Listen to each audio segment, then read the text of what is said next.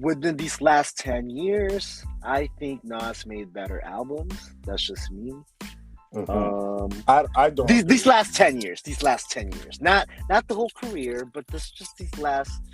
Let me take it back. These last 3-4 release, Okay, yes. These last 3-4 releases that they both had, whatever these last 4 albums that they both dropped, I just think Nas is getting a little better than Jay-Z.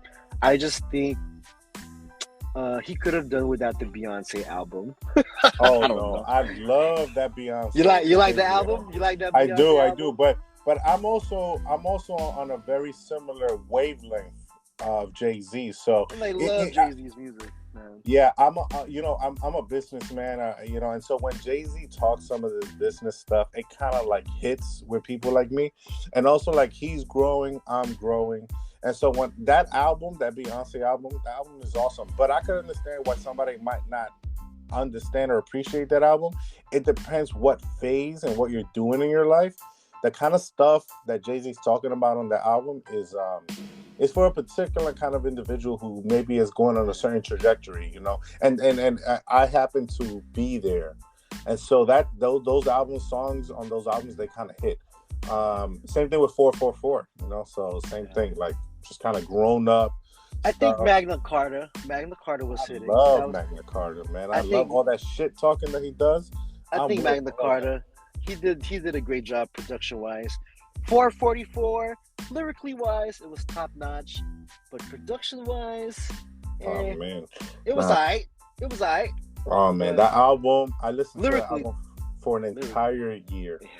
Top notch though. Lyrically though, top notch. Content wise, top notch. But I was No ID. I think No ID makes great beats. But I just didn't expect that sound. Yeah, sure. I agree. I don't think many people expected that sound from Jay-Z. But I think over time, I think it's going to age very well, and I think people will consider it a masterpiece, especially as people get older and they maybe understand the concepts and why maybe the beats needed to be the way they have to kind of take a backseat.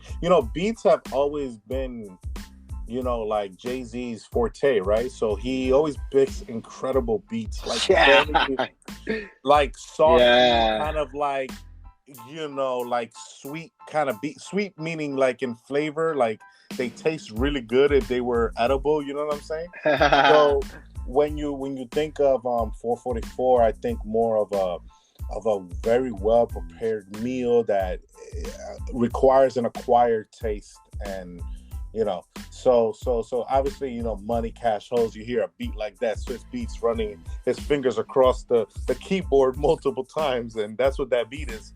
And it's an incredible beat, but it's a honey bun, man. That shit tastes delicious. But 444 is an acquired taste. It's for some very good cooking in there, man. They killed it. It's good to see the Eminem footage on the page. It feels good to see the D12 days. Yeah. It felt good to see Foxy. You know what I'm saying? Sure. Every day on my platform, to see these things, man. Sure, every day people could expect to be surprised because I just it's just random, the kind of stuff that I put up. So just I love the Master P. Yeah, people. Master P is huge on my platform, but I just always try and mix it up and get people. I try to hit all regions, because I'm East Coast biased, I'm New York biased. Sometimes I need to pump brakes on that and be it's like, good to see Master P. Yeah, exactly. I got some down south there, some West Coast.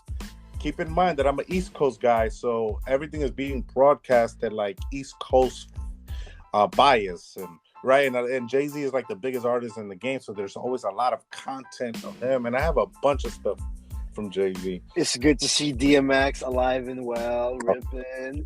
Man. No, DMX is never gonna die. He's always gonna live on through his music and those videos, man. Like it's like he hasn't passed. When I see those videos, I go, DMX is right here.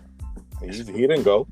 Feels good to see Outkast, and just once upon a time, dog, this shit was ran by some real lyricists, dog, and it really was. It's just man, it's great. It's just it's good to see 50 Cent in full G Unit mode. For sure.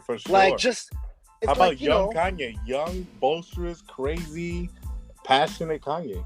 It's kind of like, I know this young kids think 50 Cent is just a TV producer. Y'all got it fucked up. You know what I'm saying? Okay. Like, but that's all right. That's all right. We got our time. We got our time. You know what? You're right. You're right. Because it's not their fault. It's not their fault. It's not their fault, dog. Like you guys have no idea that TV producer right there was on some real grimy New York gangster shit, mixtape shit. And you know what? It's kind of like an Ice Cube, right? You wouldn't think that this movie star making Are We There Yet is from NWA, but it is. It's Ice Cube, hardcore ass group, right? It's Ice Cube, man.